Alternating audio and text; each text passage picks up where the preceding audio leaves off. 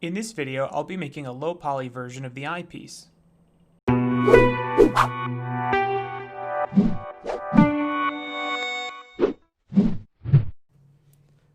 I'm going to move on to the eyepieces, and since they're going to be duplicates of each other, I'm going to just do one and duplicate it over, because I don't want to have to unwrap everything twice if I can avoid it.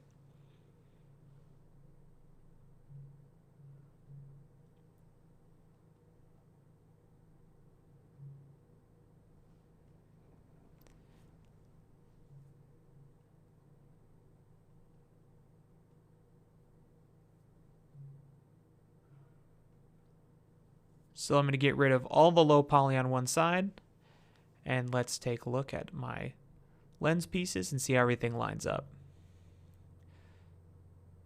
So you can see right off the bat, the low poly looks pretty good.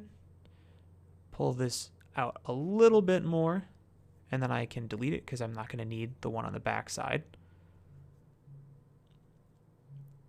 And just like with the other eyepiece, I did make some changes here, so I'm going to have to make some readjustments.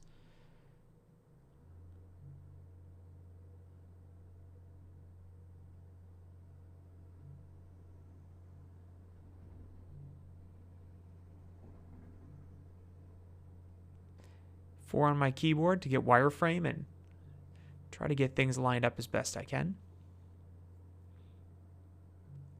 Sometimes you get more information from the wireframe view than you can from the shaded view.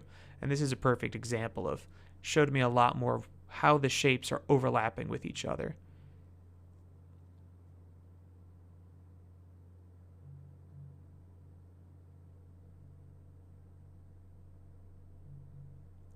So I'm going to unwrap then these pieces together from the front, and then I can cut away the geometry for the inner lens.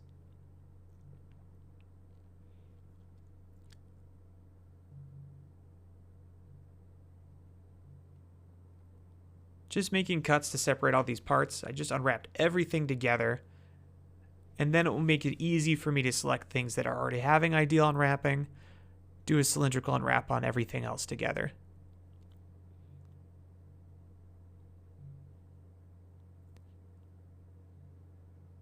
So in this case, I'd rather have the seam on the inside be on the top rather than the bottom. So I just make the cut, split it, and then sew it back together. Just doing quick unfolds and everything by doing G to last function. Lay everything out, and let's take a look. Looks good. Make sure to rename it, and then we'll go to the actual transition view piece.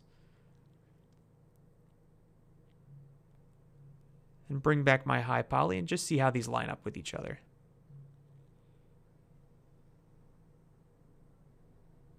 Pretty happy with that. That should bake pretty nicely. So I see here I am going to need some faces on the bottom. I can't delete the faces on the back because I'll miss parts. So what I'm going to do is connect these together, and then these faces I can all delete. Because this I won't be able to see behind it. I don't have unneeded faces. I have just as much as I really need here. So I'm going to planar unwrap this surface of sides together, and then pretty much get everything else together in one cylindrical unwrap.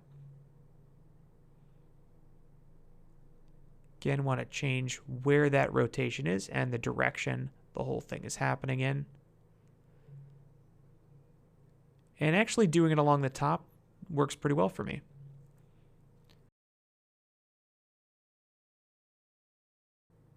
So rename this to low. Let's select both these together, and we'll do a layout of the whole thing together. Move them out of the way. And we're ready to move on to our next piece.